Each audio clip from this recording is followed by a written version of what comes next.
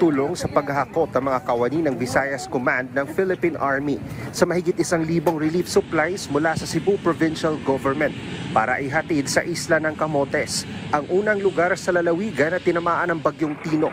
Maging ang Philippine Navy ay naging kaagapay din sa paghahatid ng karagdagang pagkain at relief boxes. Bagamat walang nasawi sa isla ng Camotes, bagsak naman ang linya ng kuryente at problema din ang supply ng tubig sa lugar.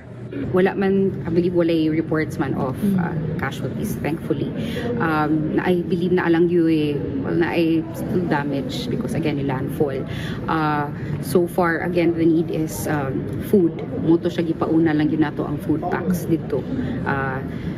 Water is down in some areas, electricity is down in some areas, but again, that's a priority. Ayon sa Cebu Provincial Government, marami pa ring lugar na lubhang tinamaan ng Bagyong Tino ang wala pa ring makuhang signal, kaya pahirapan din ang komunikasyon sa mga LGU.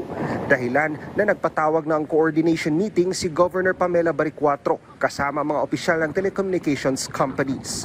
Mulang yun ang request ni Governor Pam ganina sa ato ang mga providers na unta mapaspasan. Hopefully kay nagidaghan kaayo, we're getting so many requests or calls from families na dila makontak ilang mga family members so important kay ni in a lot of areas ba niya, we want to be able to give them that na maka-communicate sila.